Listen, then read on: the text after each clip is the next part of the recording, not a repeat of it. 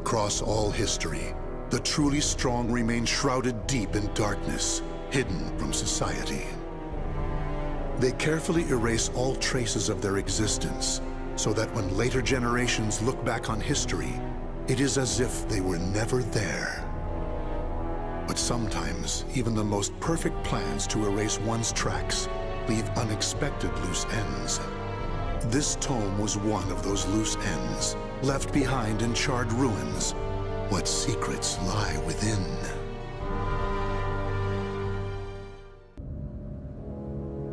Zasalamel created me. A banal way to begin a tome, but writing down one's own history in a book is strange enough to begin with. I began writing this as an indulgent pastime, so I may as well enjoy myself. Now, about the cursed sword known as Soul Edge. I intend to record its secrets in this very tome. However, I must exercise caution. A fitting end awaits all who seek the cursed sword. Some may laugh and call this an exaggeration. Should anyone who has held that sword ever read this tome, though, I'm certain they'll agree with me. The origin of Soul Edge is a mystery. Legend says it was once an ordinary sword, void of any power. But after fighting on countless battlefields, it gathered a great deal of negative power, until a curse fell upon it. That much is true. All who took Soul Edge in their hands became slaves to the blade, murdering until they bled their last drop of blood. That is why so few know of it, despite its appearances time and time again throughout history. Until, that is, an age-long past, when there appeared a man with a mind powerful enough to resist the sword's control. He was known as the Hero King.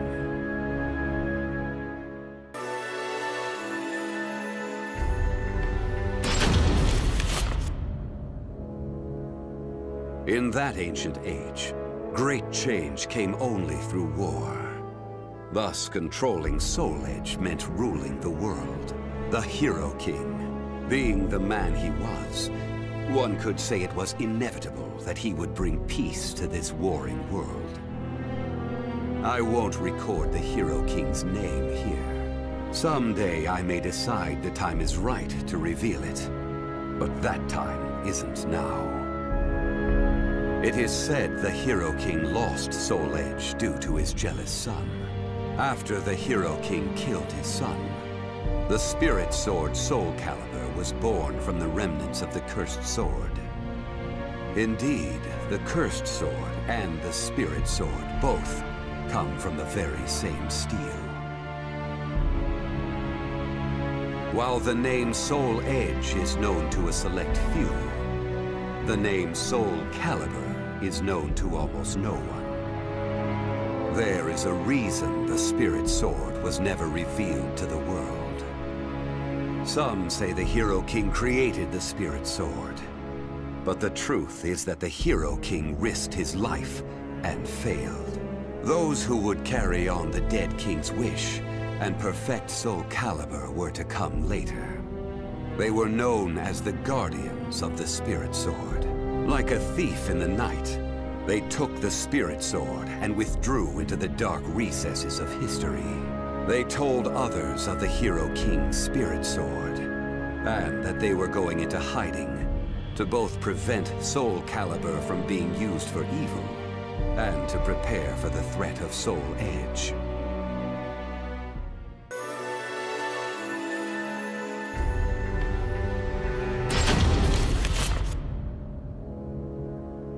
The guardians of the spirit sword only entrust Soulcalibur to a select few.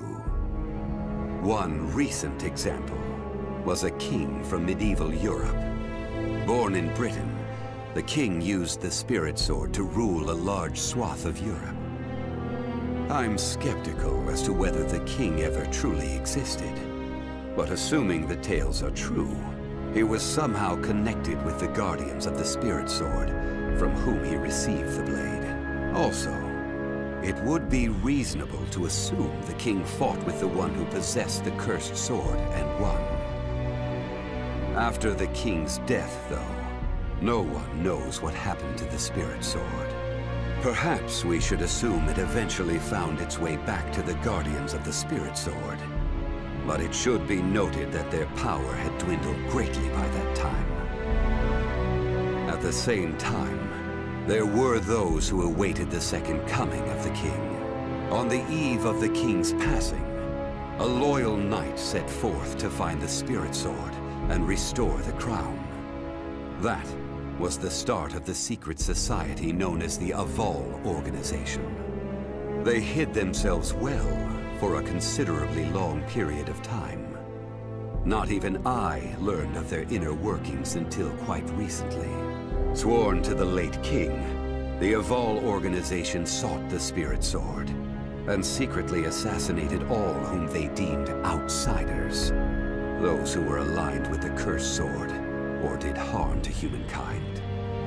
A deeper look, however, reveals there was some unrest hidden below the organization's seemingly unshakable exterior.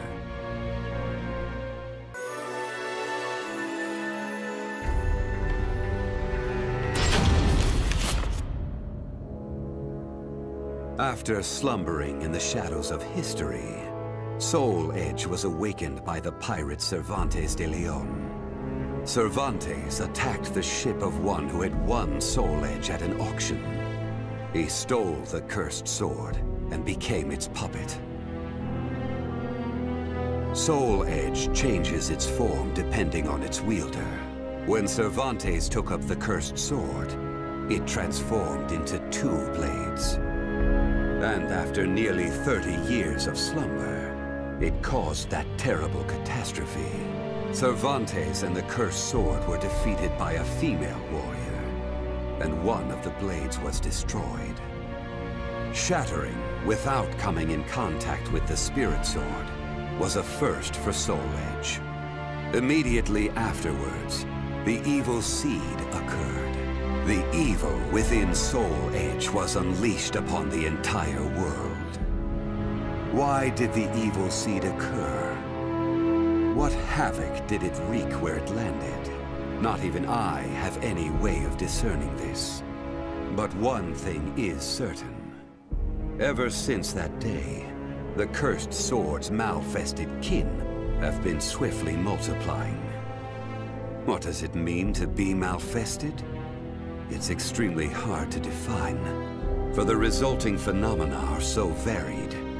There are those who undergo monstrous transformations, while others look no different from ordinary humans at first glance.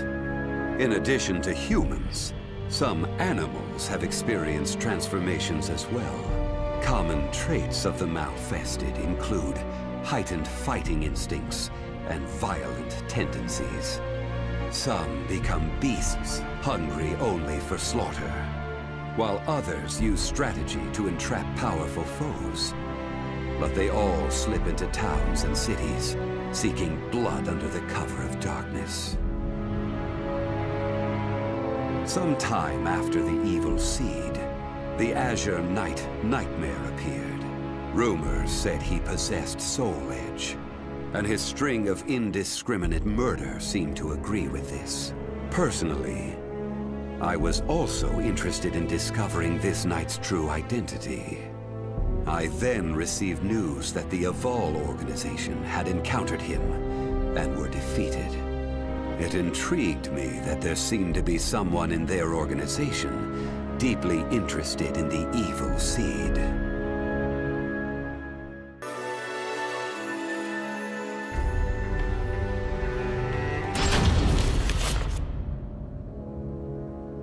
While Soul Edge has appeared constantly throughout history, Soulcalibur's whereabouts are still shrouded in mystery. In time, I lost interest and gave up trying to search for any traces of it.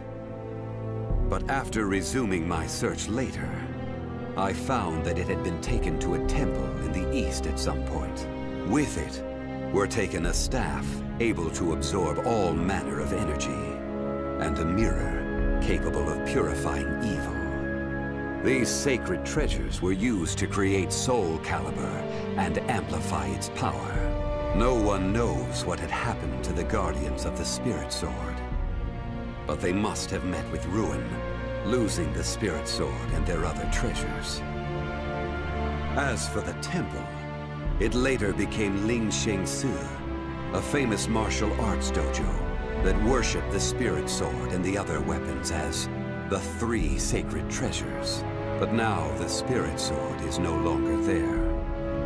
The evil seed deeply affected Ling Sheng Su, and most likely caused it to attract evil energy. Its martial arts students were soon overcome by madness and battle lust, and ended up killing each other. The temple fell in a single night. Therefore, no one knows what happened to the Spirit Sword. Only one student of Ling Sheng Su survived. While the survivor didn't possess Soulcalibur, there was clearly merit in looking into him. What powers did he possess? What could he accomplish? I was deeply intrigued.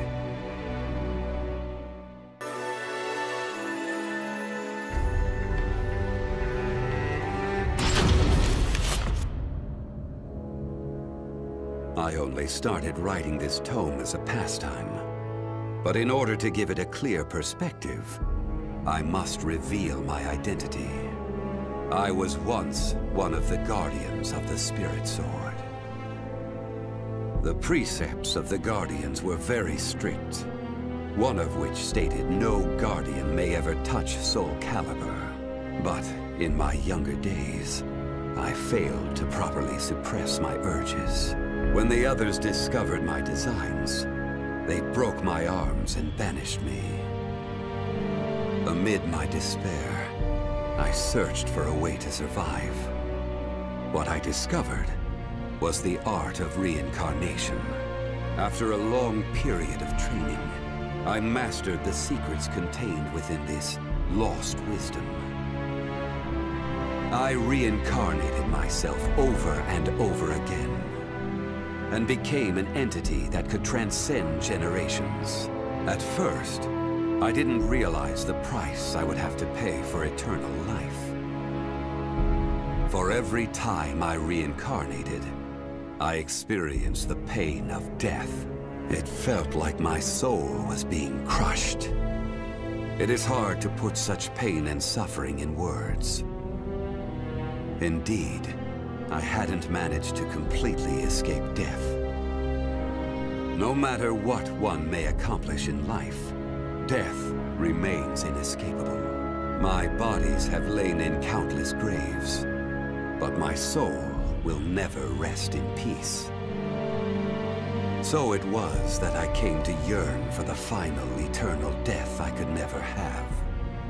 And such desire began to corrupt my everlasting life. Gradually, I began to seek out death itself.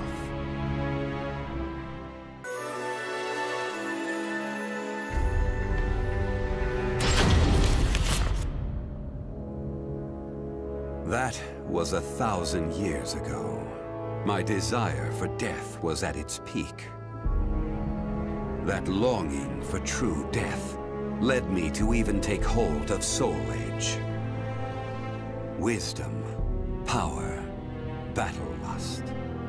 In those days, I felt I could do anything. But when it was over, I was forced to confront just how prideful I had been. As a puppet of the cursed sword, I kept fighting to my last breath. And for what? I fought in an age of endless war that spanned the world, all to establish a certain dynasty. That is all I'll say on the matter. I've lived as every type of person.